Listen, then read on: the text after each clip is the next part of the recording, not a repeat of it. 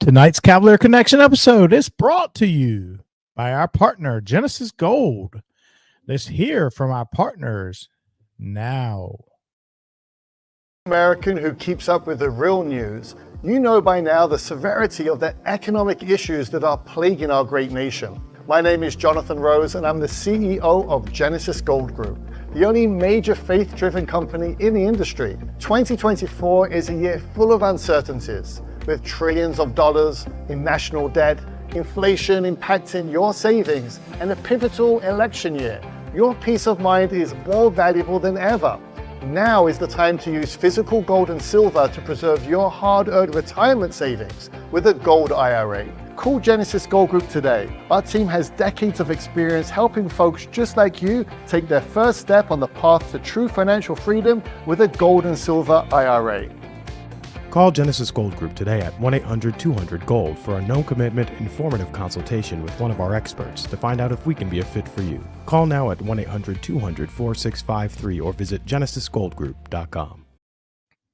Be sure to visit cavaliergold.com for your gold and silver IRA needs.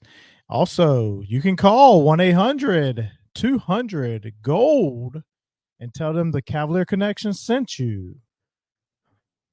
Tonight, we get the pleasure of talking to one of the all-time great basketball coaches and human beings. That's Coach Jeff Jones joining us to tell us what it was like to be the youngest coach in ACC basketball history.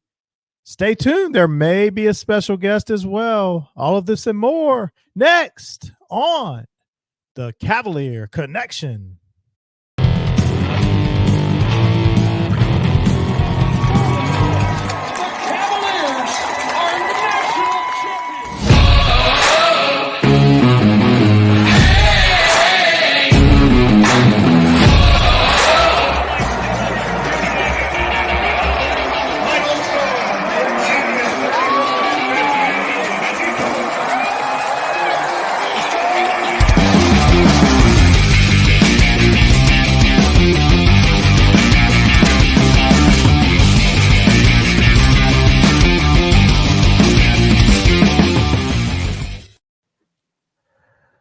Good evening and welcome on into another edition of the Cavalier Connection podcast. I'm your host, Jack Lowe, joined as always by my dad, Jeff Lowe, and Jay Ballard. Tonight's guest will be a treat as we are joined by former UVA player and coach, Jeff Jones. Coach, how are you doing tonight?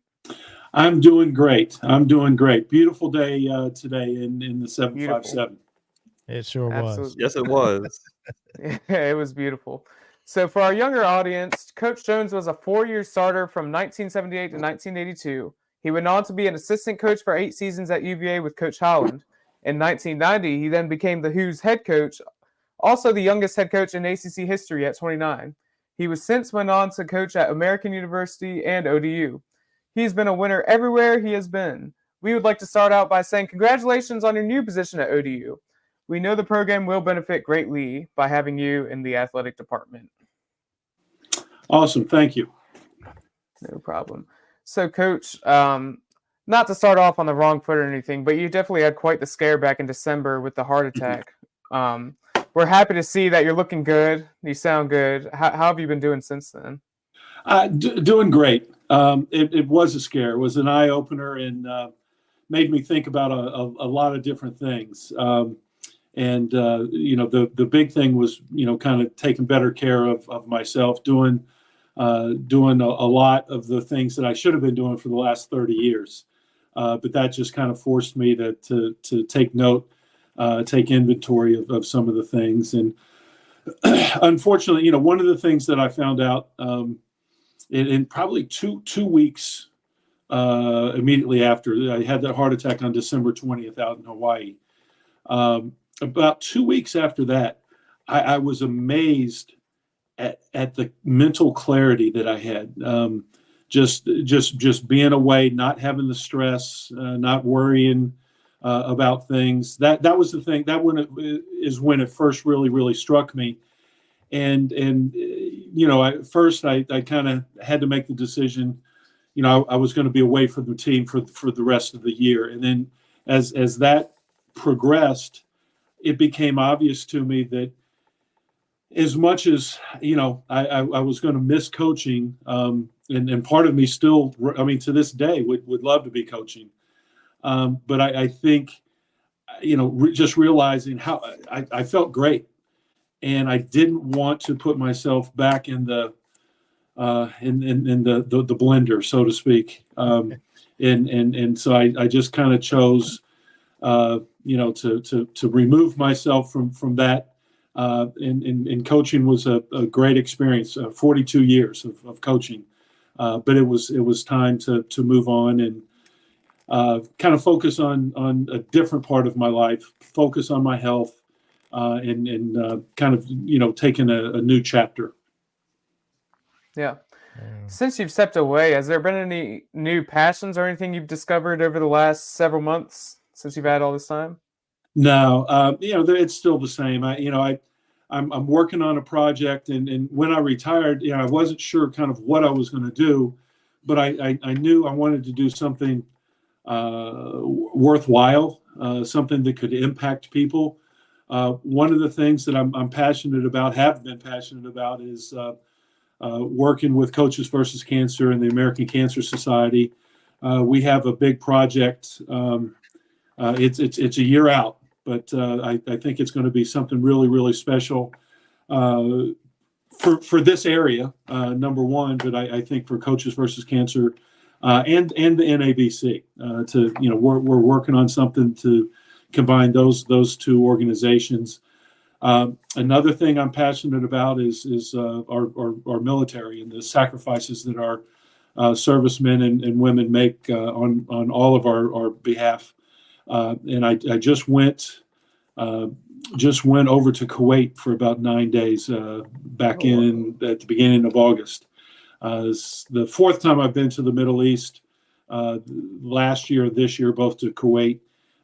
Coaching some of the troops and airmen over there, and it's just a great experience. Very rewarding, and just an opportunity to kind of just provide those guys and girls with a distraction and just a chance to again thank them for their service and everything that they do for us. So those are things that have been kind of keeping me busy. I don't want to be too busy. I don't think it makes sense to retire and end up being as busy as you were when you were still working. But it's been a nice pace, and I haven't gotten bored yet, at least. That's great.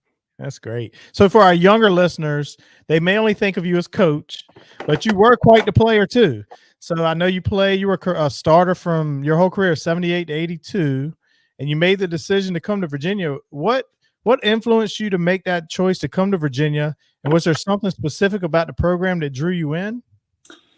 To be honest, it was the Kentucky connection more than anything else. I mean, I also very, very seriously considered North Carolina. And at that time, Virginia was kind of an up and coming program. But obviously North Carolina was the kind of at the top of the ACC and Virginia's fiercest rival. But with Richard Schmidt being here as an assistant coach, Jeff Lamp, Lee Raker, and Terry Gates all here. They're all from Kentucky. All of them came from Ballard High School. I didn't know those guys personally in high school, but I knew of them, and we kind of hit it off on my visit, and that was really the deciding factor. People at UVA and just in Charlottesville, they hated it when I used to say, the schools are so similar. It used to really piss people off. They didn't like hearing that. But at least in my view, both great schools, and someplace whether I played basketball or not, it would be a tremendous experience to spend your collegiate years. So it was a decision. It was tough, but I'm certainly very, very happy that I made the choice that I did, and had a great time during those initial 4 years in Charlottesville. That's awesome. So, and in your career, I know you guys won an NIT title, had a Final Four appearance, And I feel like you guys were kind of like the Bulls when Michael Jordan. It was just such a show when you show up into town. Like y'all were kind of the royalty, and you played alongside UVA royalty and Ralph Sampson, and it was just like a major event every time you guys showed up. What was it like to share the court with Ralph? It was fun. I can still remember. So it was the summer after my first year. So the summer of '79, I guess. I was back in Owensboro, Kentucky, for a few weeks before getting back to Charlottesville, and Ralph's decision kind of just drew on. It just dragged on and on and on. I forget exactly when it was, but I remember hearing, and I yelled out loud. I was so happy, and especially because everybody seemingly from Owensboro, Kentucky, is a big UK fan, and Ralph's decision was between UK and Virginia. So that gave me a little bit of bragging rights and could kind of rub it into people. That, and then in '81, when we went to the Final Four. There were 4 guys from Kentucky and Ralph Sampson starting. So that had a direct kind of effect on all those UK fans. That's awesome. Big Blue didn't like that at all. I'm sure they didn't. So playing for Coach Holland was undoubtedly a defining part of your career. What was it like to be under his leadership, and how did his coaching style influence you both on and off the court? It was an adjustment, playing for Coach Holland, and not in a bad way, but my high school coach, we'll just say he was fiery. His name was Wayne Chapman. He's the father of Rex Chapman, and Rex was a little kid that was always around. But Coach Chapman was a really, really, really good cusser. I mean, some people might curse, and it just doesn't sound right. With right. Coach Chapman, I mean, he could string them together, and it's like, okay, that works.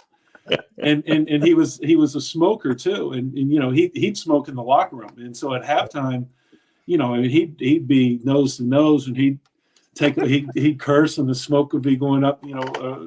It was different. Coach Holland wasn't like that. Right. And there were times I wish Coach Holland would curse more. He had his moments, but he wasn't very good at it, which I guess is a good thing. Right. No, but he a great coach, a great mentor. I learned so much about basketball, but just about other things, and loved my relationship with him. As you mentioned earlier, I was an assistant coach under him for 8 years. So I spent 12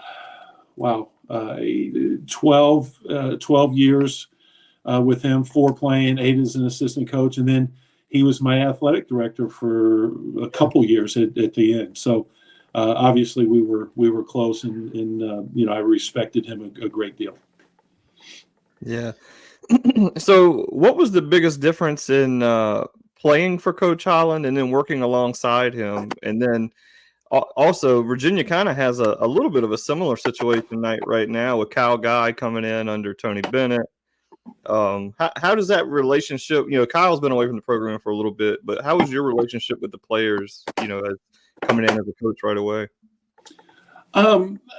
My relationship coming in, right away. So I graduated in May of '82. Had gotten drafted by the Indiana Pacers, but I mean they literally had no spots available. So at that time I think it was 12 plus 1 on the roster, and everything. All the contracts were guaranteed. So I knew I didn't have a spot there, but at least I had an opportunity to play in the summer league with their team and kind of showed myself to other people. Golden State picked me up as a free agent. I went out there and actually made the team. Then sprained my ankle, and while I was out 2 or 3 weeks, right at the beginning of the season, they ended up signing Michael Ray Richardson. You remember, he was an all-star with the Knicks. and Lester Connor, their number one draft pick. So when I came off the injured reserve list, they were like, appreciate it. See you later. So I was very fortunate that Coach Holland had saved me a spot. But most of those guys on the team were, my teammates the year before. And so I knew them very, very well. It was different. There was a line there. And, I wasn't the relationship between me and those guys in 83, it wasn't the same as Dave Odom and Jim Larinaga had as assistant coaches. But, I was moving in that direction.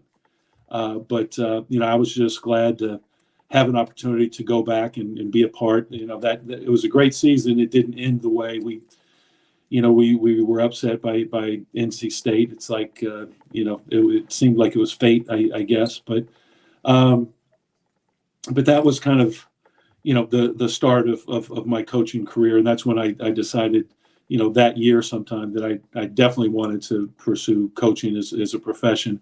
At first, I was thinking I would try to go back to the NBA and give it another shot. But, throughout the course of that year, I just, made that decision. I wanted to stick with the coaching.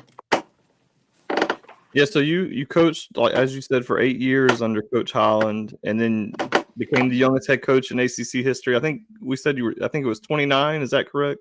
Yeah. So I know how I was at 29, and I couldn't have handled anything like that at all. How was it stepping into that role as being the man in major program? How did you handle those expectations at such a young age? It was different, but the basketball part was, I don't want to say easy, but it was the easier part. Dealing with alums, dealing with the media, the off court stuff. That was more of a challenge than from an X's and O's standpoint, game preparation. I remember after that season, we had a really good season that year. I think we, at one time, were as high as 17 in the country, something like that. I think we were 15-2 at one point, and then Anthony Oliver broke his wrist, broke his hand, and we struggled a little bit, and then we tried to get it back around tournament time. But after the season ended, Coach Holland and I were in New Orleans, I think, for the Final Four, and I asked him, I said, does it ever get any easier dealing with all the different things? And he kind of chuckled and he said, nope. And the analogy that I made is kind of like there's you're out there and there's 100 different brush fires going on, and there's no way in hell you're going to put out all the brush fires. Right. All you're trying to do is keep those brush fires from becoming a raging inferno. And so there's constantly you get one snuffed out, and then there's something else over here, and you're constantly dealing with a lot of different issues. And so that's very early on I learned that lesson. And when people hear about coaches and the stress and all that, it's not just winning or losing basketball games. There's so much more that goes into it. And I tell you what went into it then compared to what goes into it now isn't even close. I mean, now with NIL and the transfer portal and the branding and everything else, we don't have time to go into all of that stuff. But it's so much more now. The profession has changed, the game has changed. But it was a handful back then, and it's just so much more right now. Oh yeah. So getting into Jeff and I, more of our wheelhouse with the 90s. I mean, we couldn't have been bigger fans back in that time frame. So that 93-94 season, you had Corey Alexander, get injured in that. I think it was the first game of the year. Yeah. You guys still ended up making the tournament, but a lot of people think about that team and kind of what could have been if he'd have been healthy. When you see something like that happen, big injury early in the season, how do you adjust and keep everybody positive and just keep moving? It's tough, especially when he was our leading scorer. He's the point guard. We just had to pull together. We were fortunate. We had some other really, really good players. Sure. We had Harold Dean and the guy named Mike Powell that most people won't remember. But Mike Powell was probably he and Harold and Jamal Robinson, all three were freshman guards, and they were, they would have played a lot, but they were kind of forced to play a lot and play an even bigger role. They learned. We just threw them in there. We recruited them for a reason, and it was time to produce. Mike Powell, by the way, was probably the best early on of those guys.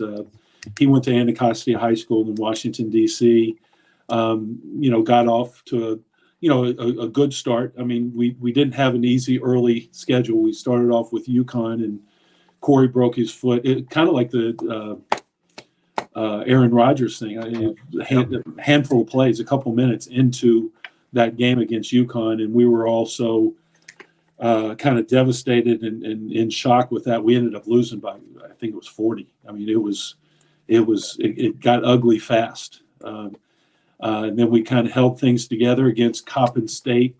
They held the ball, and we squeaked out a win. And then we came to Scope, I think, third or fourth game of the year, and we ended up losing to ODU at Scope in a difficult game. But we gained some valuable lessons, learned some valuable lessons. We had a guy in Jason Williford that was the epitome of a glue guy, and he was the leader. He was tough. He was smart. He had a little bit of dog in him, and so he kind of held everything together. And then you got a guy like Junior Burrow, who was such a good player, and not a lot really bothered Junior. As long as Junior got to play basketball and he was able to get his shots up, Junior was happy. So we just kind of hung in there and hung together, and ended up having a good season despite Corey's injury. I was gonna say, go ahead, Jeff. I was gonna say, I'll never forget. Like Jay and I, we were ultra high on that team. That team was loaded with players, and I'll never forget this. Before the season, ESPN, Dick Vitale would do, their preseason predictions or whatever, and he was predicting the Final Four, and he said, and for my fourth team, sorry, Dukies. Sorry, North Carolina, and he picked Virginia to go to the Final Four. And man, I don't know how old I was at that point. I was young, but I was a teenager, and boy, I could have went and dunked on the 10-foot goal myself right now. I was so excited. And then when Corey went down, it was tough. But that team was so loaded to think about. Yeah. Harold Dean being a freshman on that team, the players that were on that team, and to go along with the veterans. Yeah, I just remember watching Jamal Robinson at the ACC tournament, thinking, "Oh yeah, he's the next big thing." Yep.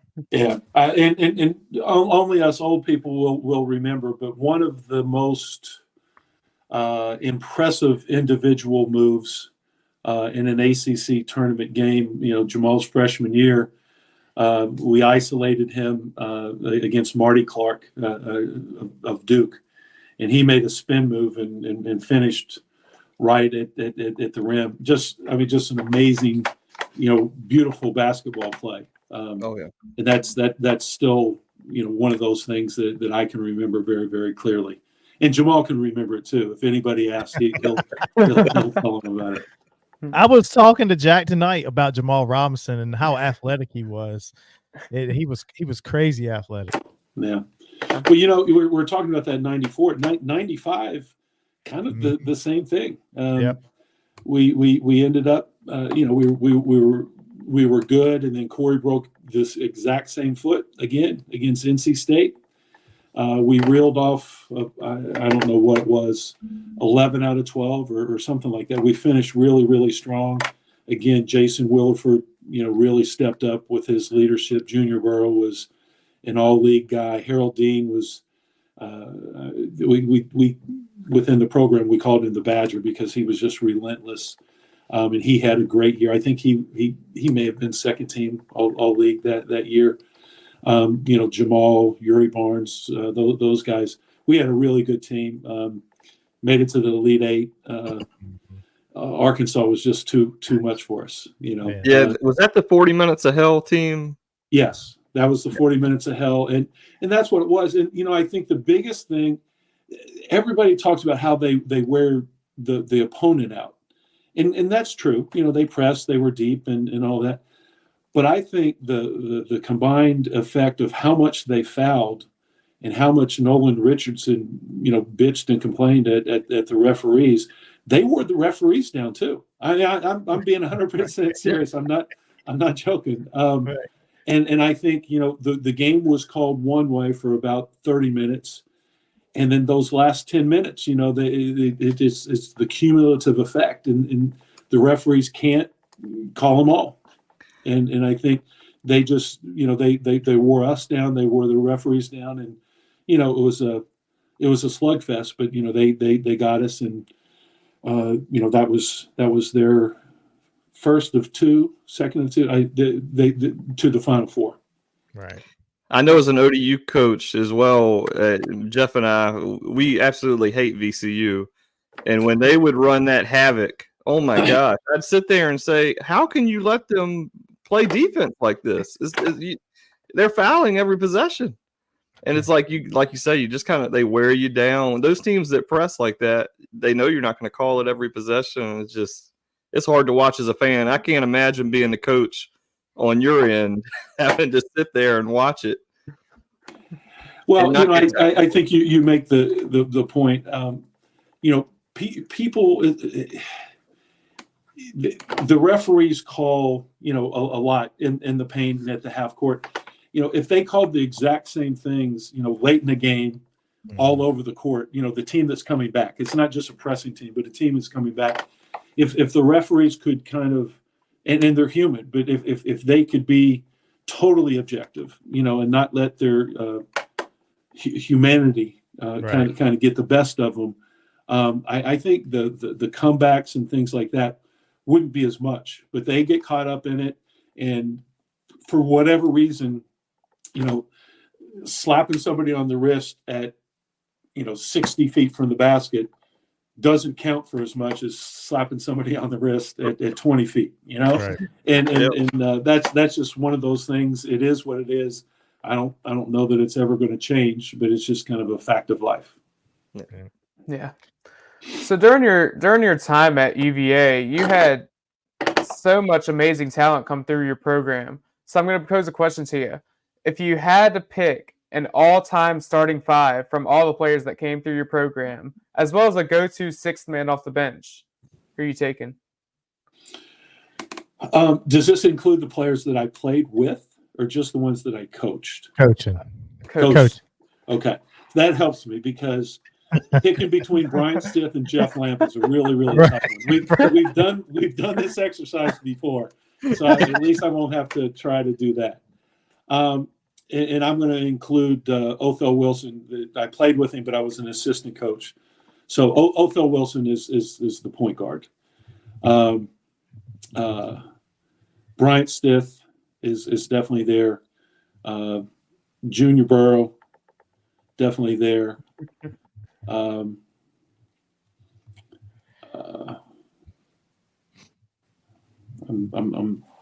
having to think.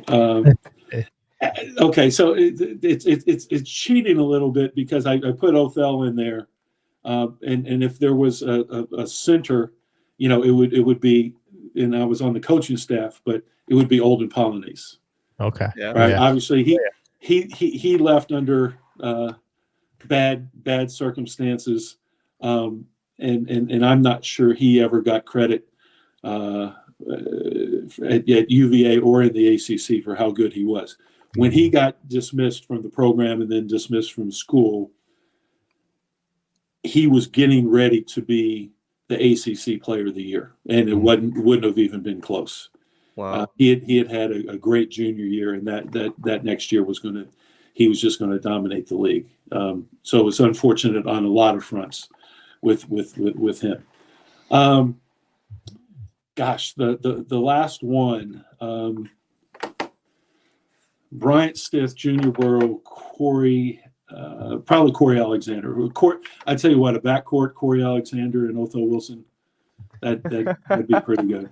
Yeah, pretty good. I do feel like I'm cheating a little bit by picking guys where I was an assistant coach. But if people are going all time, right? I know this is for a UVA audience. Obviously, no question about Ralph, right? yeah. People aren't going to put Othell in there, but I'm going to tell if you had a chance to watch Othell, and I played against a bunch of them, I watched them.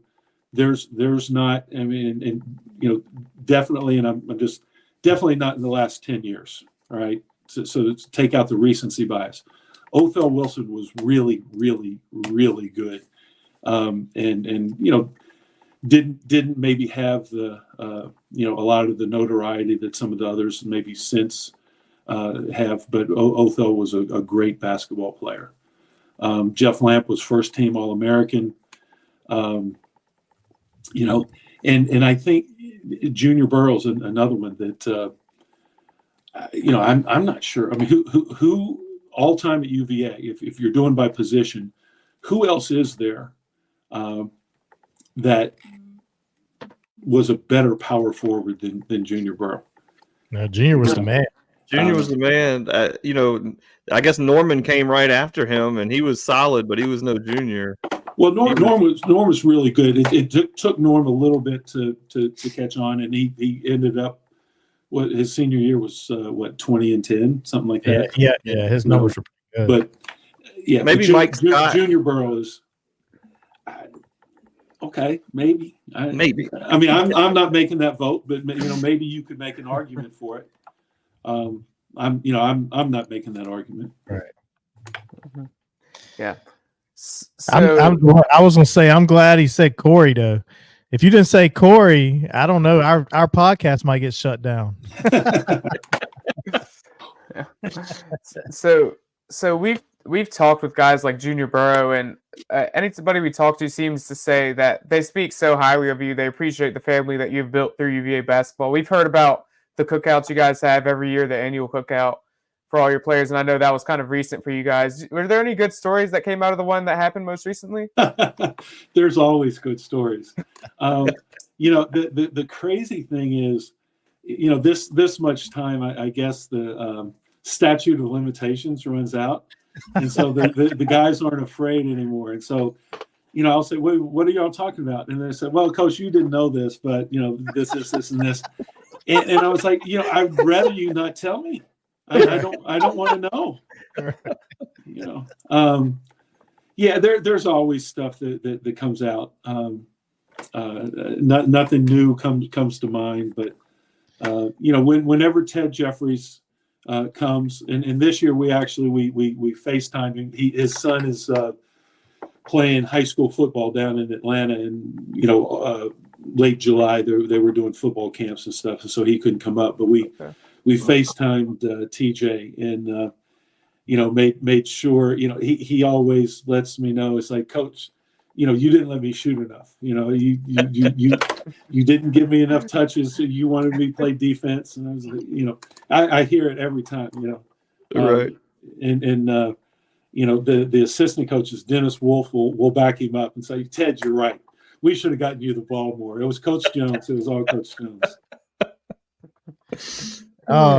So Coach, you talked about this earlier. I don't know how you coached between from when you coached at the beginning of your career to now. What's the environment like and the biggest challenges, considering you have NIL, you got the transfer portal? You have to re-recruit. I feel like you have to re-recruit your team every year. Yeah, well, see, everything that's going on, and people talk about NIL and the transfer portal, it's the combination of the two. It's not one or the other, it's the combination, right? If you had NIL, but they weren't allowed to leave and bounce from one place to the next, that NIL, the schools would have the upper hand, so to speak. So it's the combination there. But in addition to that, the world has changed. Social media and the whole idea of just people having their own brand, and values change, and it's just different, and I'm not going to say it's better or worse. I don't like it as much, but I don't want to be the old guy that when progress and things evolve, that that says, well, it was better back in the old day. We walked uphill to school barefoot in the snow every day, both ways, all that. I don't want to be that guy, but the reality of the situation is the people that adjust to it the best, whether they like it or not. Right? I think you'd find you'd have a hard time finding very many guys that are college basketball coaches right now that really, really love, all that stuff. Now they love the coaching part of it, but all that other stuff. But you evolve, right? It's right. Coaching is what we do, and you have to accept it, or you have to get out. You've seen some guys get out, and I think, the wear and tear on coaches is harder, is more now than ever before. And I think that, coupled with the fact that coaches' salaries are higher than they've ever been.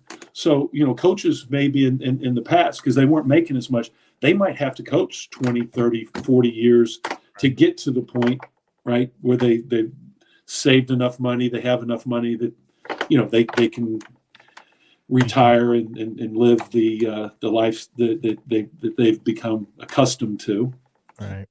And so now they can work 10 years. I mean, if you hit it early on and you're making, upwards of $2, $3, $4 million per year, you don't have to coach 20 years. Right. And so I think we'll see fewer coaches, with the longevity. I think we will see. I mean, you mentioned, Jack. You mentioned the reunion, the cookout that we have every year. Those things, those aren't going to happen the same way. Those guys from that, they were together for 4 years, and it wasn't just one team, right? It was the guys that were before. It was Bryant Stith, before, and Kenny Turner, and Mark Cook, and Richard Morgan, and John Crotty, and who am I forgetting? And the guys that came after, Colin Ducharme, and there's a range there, and all those guys are there. You're not going to see that because people they're in for a year or two, and then they're off to somewhere else, and then and another guy is coming in, and it just doesn't happen. I don't foresee it happening at the collegiate level the same way. So Coach, we wanted to get a scouting report on some of your players. We got a little slideshow, but first, I'm being told Magic Johnson has joined, and we got a special guest, Magic. That's not Magic Johnson. Who was that? How Who was can you that guy? Come on, boy. Fresh. Okay, no, seriously, Fresh. Do you not have a different shirt? I mean, how many days a week do you wear that thing? I took this to the gym today. I didn't go to the gym. I had to go out for work. I saw where you said that, so special. I did a wardrobe change just for you, Jason. Just so you can have a joke. When Fresh came to the reunion in June, he wore that exact shirt for all 3 days. Now he did wear a different tank top for the actual cookout, but he wore it for when we interviewed him. Doug, didn't you wear that out to the Aberdeen barn the night before? No, I had my fancy Hawaiian Virginia shirt. It had a collar on it. Oh, okay. All right. Made us wear for pregame, so I had a collar. They had a dress code at Aberdeen. That's right. I was warned. Okay. I was warned. By the way. Oh man, yeah. I know he'd love a scouting report on him. We tried to open the door for you, so Dougie, we asked for his all-time starting five and sixth man, but we didn't get to the sixth man, so Oh, that's all right. we had to bring you in. The sixth man, it's not Doug. I mean, It never ends, guys, because he knows he should have started me at some point, but that's okay. over Corey or Harold or Yeah, both. Never played with Harold. No, if we had a six man, Kurt Staples, being the hot guy off the bench, he might have been a perfect sixth man. Oh yeah. Perfect. But Kurt could only play one position, and that's all he needed to play. So it doesn't matter, right? That's true, but he was really, really good at that position. I get it. You had some great ones. Now, no, but Doug Smith, he came in as an unheralded guy. We brought him in. We needed depth at the point guard spot, and then what he proved, during his time as a player, is that he wasn't just a setup guy, and he learned and became very valuable at coming in at the off guard spot. And he play off the ball. He really developed his 3-point shot and gave us that threat. He was always scrappy, tenacious defender. What people don't understand or don't realize with Doug is, if he wasn't as bow-legged as he was, he would have probably been about 6'3". Oh, wow. All right, and so people always thought it was strange. You were playing this smaller guy at the two guard spot, but again, we straighten out those legs. I mean, Doug, had great size. So JJ thinks I was listed at 5'10". I was listed at 6'1". I would have been 6'5", JJ, but that's okay. I'll tell you guys, I'll follow that a little bit. Since the day I got on grounds, Terry Howell and Coach Jones, I probably told you this, they said, "Are you shooting enough threes?"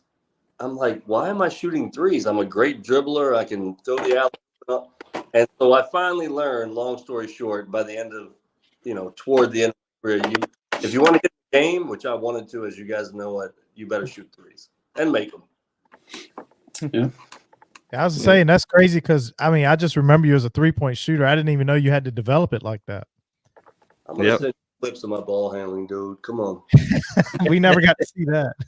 Now, the story, and Doug's heard this so many times, with the story about Doug Smith's recruitment, that still I shake my head at. So Dave Odom and I were showing Doug around, and it was we were recruiting him in the spring. He was a late recruit, and he came in right before I think we were flying out for an NCAA tournament game. I think.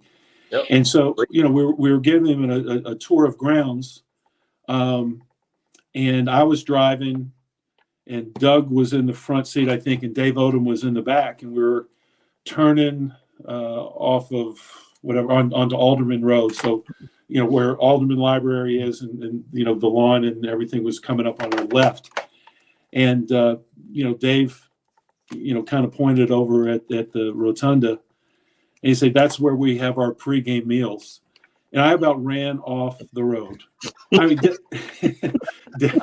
Dave was just making stuff up as we went along. Other stuff he was making up, but that one in particular he made up. But he actually knew what the rotunda was. Right. He was just, so Doug, I think when the next year when Doug was there, when we had the first the first pregame meal and we went to the Aberdeen barn, I think he was a little bit disappointed that it wasn't the rotunda. Oh, me, that's hilarious. I was ready to look around, so the rotunda has something about vision where you look around, things the same. I'm messing that story up, but I was excited about that with my team. So, yeah. Well, I was gonna say, so we wanted to take you down memory lane a little bit. We have a few pictures we wanted to bring up and get your thoughts on these guys. Just a few of the many great players you had. Everything. John So, and we're Crotty, all so small. John Crotty.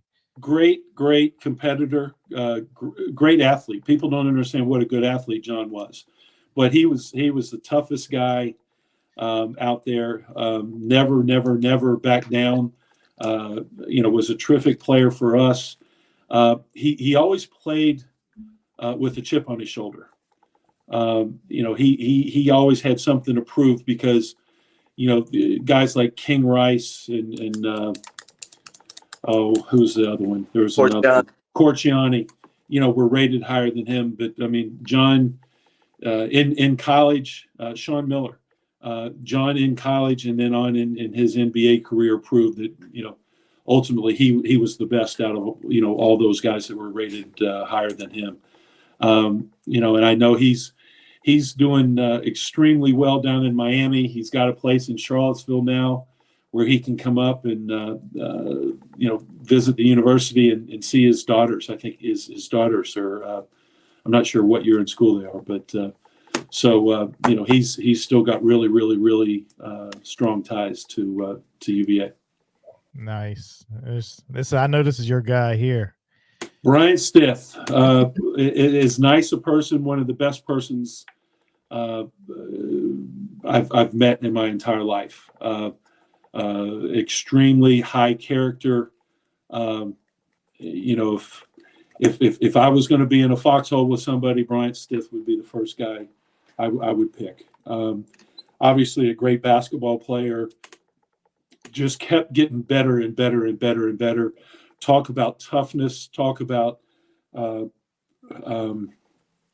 work ethic, determination. I mean, he's as good as it gets. And I really, really, really, I hope, I pray that Bryant will get the chance to become a head coach, because in my estimation, he deserves it. He's one of the really good guys. He's very capable. His first 2 years here, he didn't talk hardly at all. I mean, he's not a real talkative guy all the time, but because he was listening and he was trying to learn, and it just, his character and just came out in that. And so, he's doing a great job. He did a great job here as an assistant. He was great. He's doing great at UNCG. And there's nothing I'd like better than to see him get a chance to run his own program. I will say when you got to ODU and Bryant came with you, and the first game I went to, I was like a little kid. I'm like, dang, this is my childhood here. I got Coach Jones and Bryant Stith on the sideline. But let's see who we got next. We got that's another one of we just talked about him. Yep. June's a special guy. He's so funny. You never know what he might say. Oh, yeah. June is recovering. June just the other day, gosh, I forget what day it was, had a hip replacement. He was very reluctant, and when we had the reunion here back in July, I tried telling him I've had 3. And they're a breeze. And people are going to say, how the hell did he have 3? But one of them didn't take. They had to redo it. But I told June it's the best thing. And so he called the day of his surgery. He said, "Coach, thanks for telling me, because this is going to be great." So it was his first surgery in his life. Oh wow! Wow. So he was very nervous, but he's happy. He's recuperating. He's doing very, very well. That's good. Unbelievable footwork in the low post. I wish, and I've told lots of people this, I wish that we could have taken credit for it, but he had it when he came to us. Just was always on balance. He's still got that big butt, that center of gravity that he put on people, and even though he was 6'7". I think we listed him at 6'8", but he was probably about 6'7". He could score on, Rasheed Wallace or all these big guys in the ACC down low. Just another terrific guy, doing an amazing job at Norfolk Collegiate High School. Yeah, the last few years they've won their conference and gone to the state tournament and done a lot of really good things. Jay Willie. Jay's great. Jay and I, at times we butted heads, and I think it was because we were so alike. People at UVA now probably know him. He's such a nice guy. He gets along with everybody, and but when you put him, you have Jay Willie in a competitive situation, and there's nobody that's gonna compete any harder than Jay. I mean, he is absolutely as tough as nails. He got that from Big Ford, his dad, who was a football guy. Jay learned very early on at John Marshall, we tease him all the time. It's like he was coming to UVA before he ever realized it, because I had recruited his dad for 3 or 4 years before Jay was even a high school senior. So that was a big in-state recruiting coup when we were able to get Jason down to Charlottesville.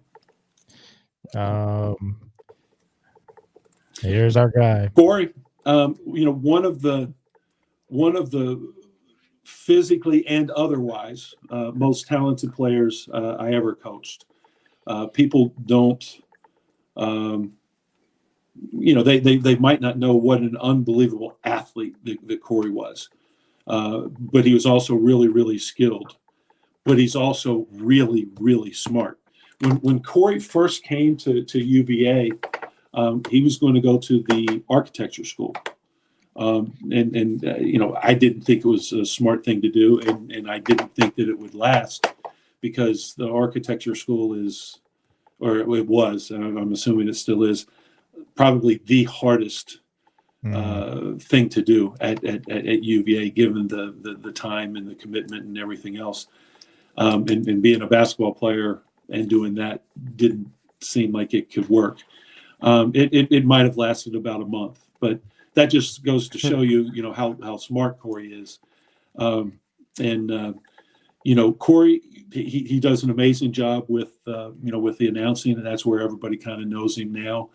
Had Corey chosen to become a coach like Junior and Jamal and Bryant and Cornell and so many of the other guys, he would have been really, really good at that also. And I've got to ask, because Fresh told his story, but do you have any take on the whole situation? UVA played against Florida, and Corey Alexander talking to the referees, telling them to flip the call. I don't know. We're all in a group text. This is what we heard. I observed. I did not interject anything. My only thing is if the referee asked him, I think he's got an obligation to say something. If he offered it without the referee asking, we might differ on that. JJ, we have a lot of photos of you and Corey on the sidelines talking when he played. Did you ask him, or did he interject? It depends. I mean, because he was always talking. And he was never shy, providing his opinion on something. I'll give you another story if we got time. If you, Absolutely, absolutely. So, and I think it was the 94-95 season. I think it was, but we had really, pretty new, maybe even brand new locker room in University Hall. And as an assistant coach, I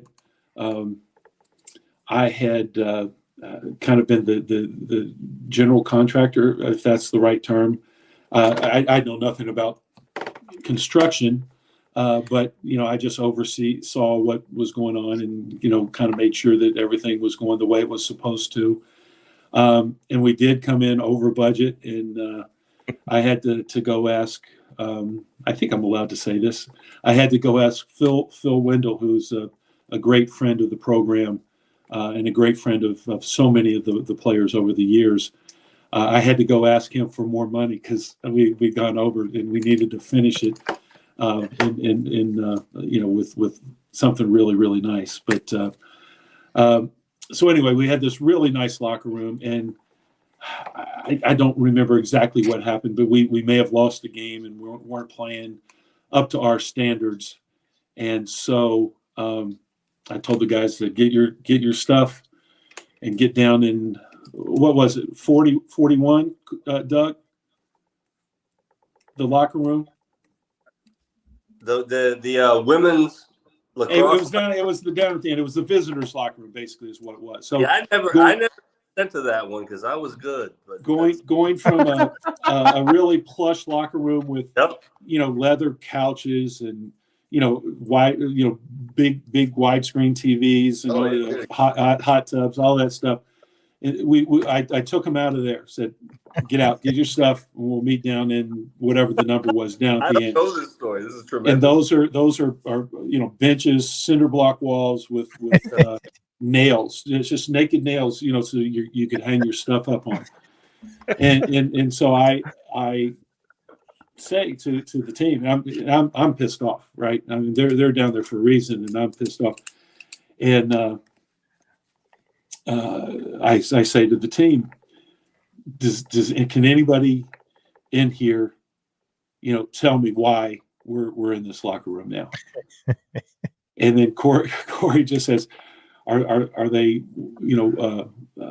shampooing the carpets or something? And everybody's trying to keep it in. He swears to this day that he was being serious, that he didn't know why it was.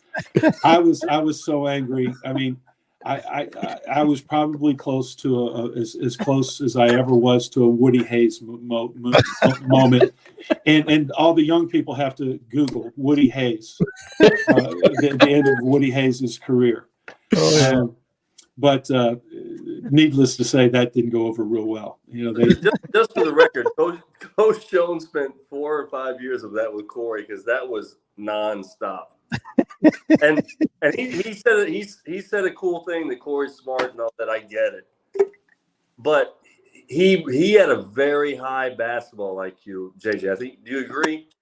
Very much so. His IQ perfectly on the court, but he had a really high IQ. I thought. I think that comes out when you hear him announcing. Oh yeah, sure. Either that or I'm not sure, and I gave Corey credit of doing lots and lots of homework and research and being very well prepared. And somebody told me that's not the case, so I don't know. He sounds like he does, but when you're that smart and have such a high basketball IQ, maybe he doesn't have to. I don't know. I think he does a lot of research on himself when he's doing the game. That's okay. I'm kidding. That's a joke. He does, but he knows the kids and whatever. So, and JJ said the thing, his athleticism, and he was the guy every point guard wanted to be, right? Kenny Anderson, Corey, for me, Corey.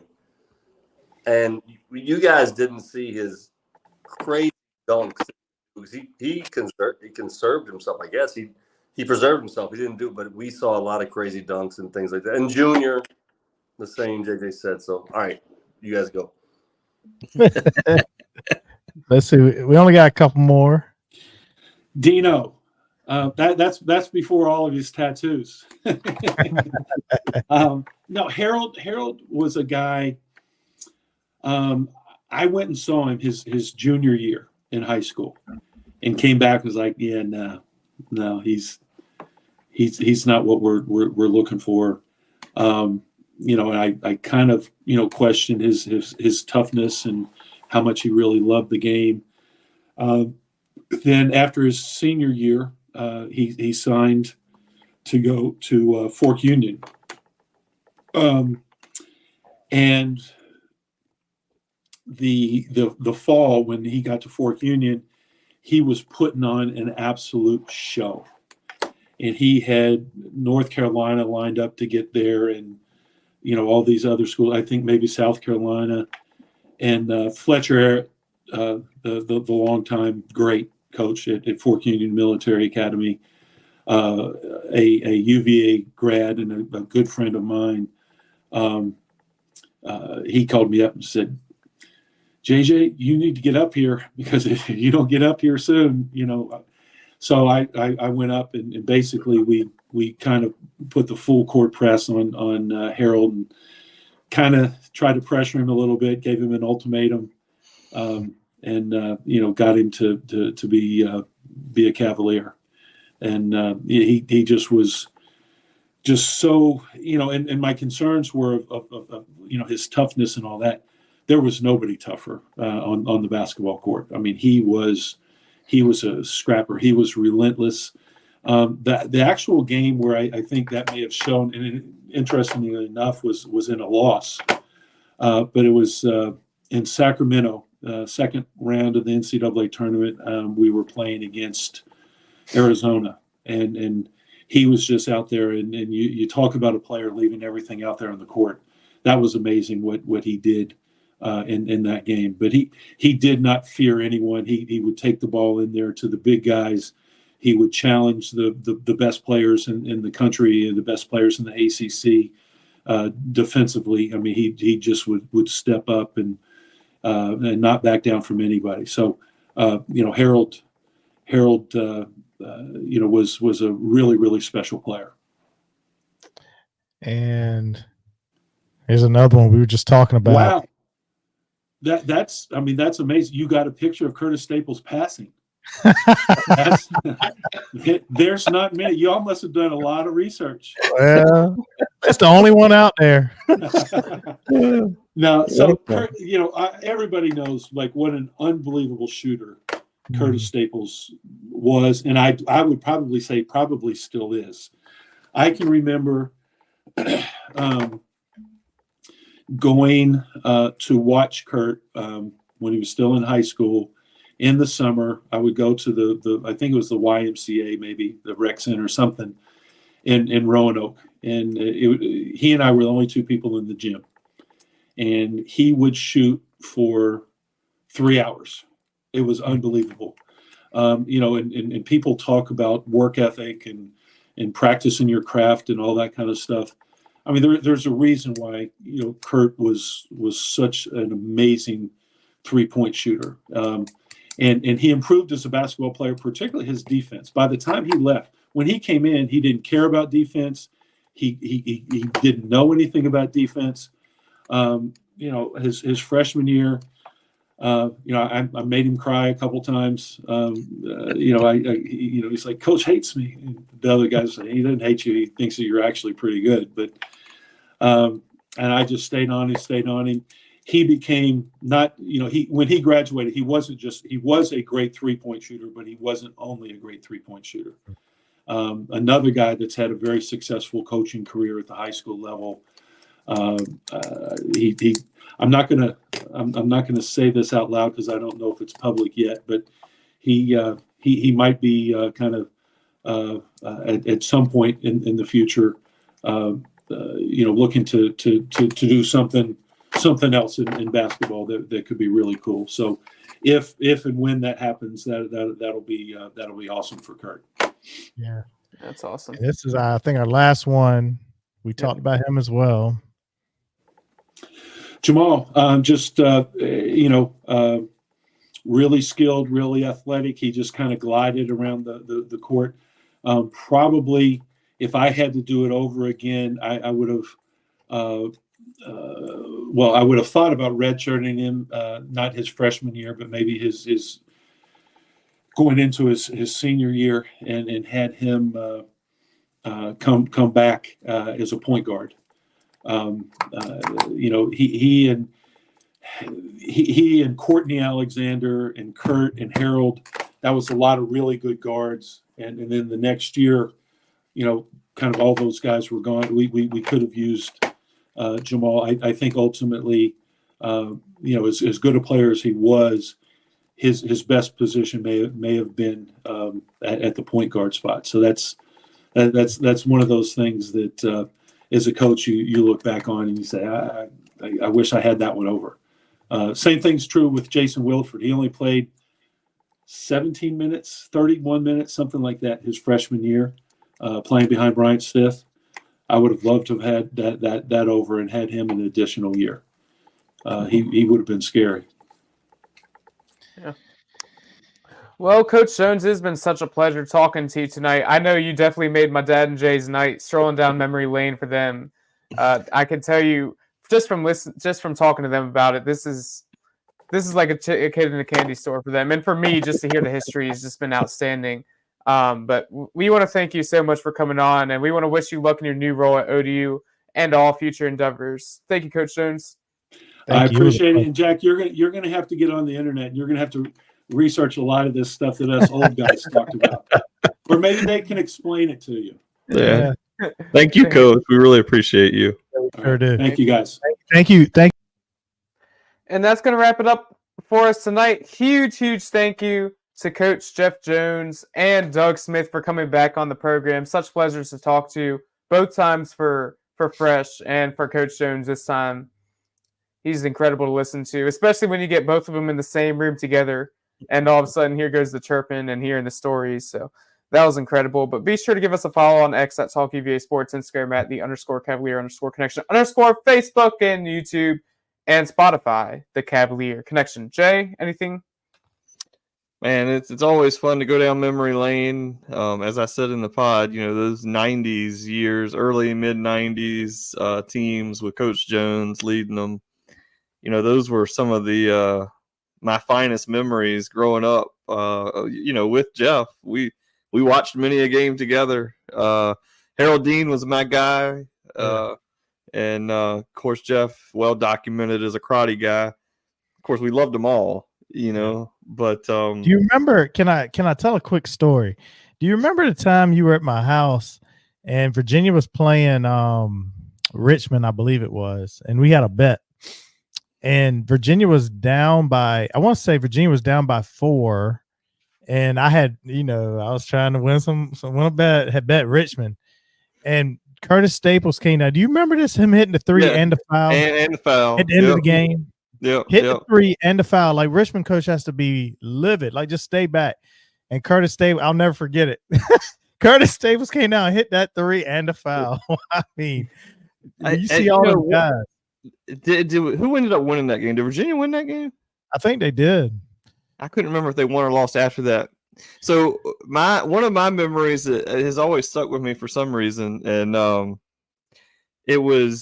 think it was against Florida State, and it was Stith's senior year. Oh yeah, I remember it. I'm listening in my dad's truck because we only had 3 channels, and the game won on one of them. Right, and I'm in my dad's truck listening to AM 1140 back in 90 on the Cavalier Sports Network. WRVA. WRVA. Bryant Stith gets fouled. We're down 1 pretty much at the buzzer. Yep. He's going to the line for 2. And I'm like, psh, psh, psh. We got this. This game's over. And I remember sitting there listening on the radio, clank, clank, and we lost the game. It's funny what you remember, but let me end on a good one. We're playing UNC in 95, I think, and I want to say they were number 1 in the country. Junior Burrow, top of the key to put the game away, banks in a 3-pointer. Oh yeah, just I remember crazy that. Shot. To ice that game. And I also want to say I was at Curtis Staples' first ever game as a collegiate. His game, and I believe it was against ODU. It was my first game ever at U-Hall. And he played a little bit, not a ton, but yeah, that's my wheelhouse. And Jeff's wheelhouse too. So I remember the Bryant Stith one. I'll never forget it. I was lucky enough to have cable. At the time, it was on ESPN versus Florida State, and when he went to the line, I assumed like Jay did, we've won the game. He missed the first one. I'm like, well, I guess we're going to overtime. And he missed them both. I couldn't believe it. I just remember Jay, and I was shooting basketball in my bedroom. I got the game on. I'm firing them up, and it was a little bit heartbreaking. I wouldn't bring that up in the Knights episode with Coach, but I didn't want to get him stirred up again. But Stith was the ultra competitor, and he gave us a shot every night. So, but yeah, I had a blast. Love to hear. Last thing I'll say, I'd love to sit in there with a bunch of them players and Coach, and just listen. I don't have to say a word. All I want to do is just sit there and listen to the stories. It's so great. This when Jeff Jones just told the Corey Alexander story about the shampoo and the carpet. I mean, I just could hear a story. I could hear it all night. Yep. It's so much fun to hear those stories. Yep. I'd buy a ticket to go to that cookout. Yeah. Yes. Yes. I would too. He could sell us a ticket. Let me just sit courtside. It's funny how he said the players said whatever you call it, too much time has passed by, so they can tell him all the bad stuff they did while they were in school. But yes, that was a lot of fun. I want to shout out Maceo for helping link us up for that one. So thanks to Maceo, thanks to Dougie Fresh for coming on. Thanks for Coach and his time, and we have more guests coming. I think we got another former basketball player from the Jeff Jones era coming next week. More to follow, but it's looking pretty strong. We'll have that one as well. So keep tuning in and hit subscribe on YouTube. Please hit subscribe on YouTube. Subscribe button. Yep. And we'll be I think we're coming on potentially a little bit later in the week to talk about Wake Forest. So just be on the lookout. We had a blast tonight, and we'll see you guys next time.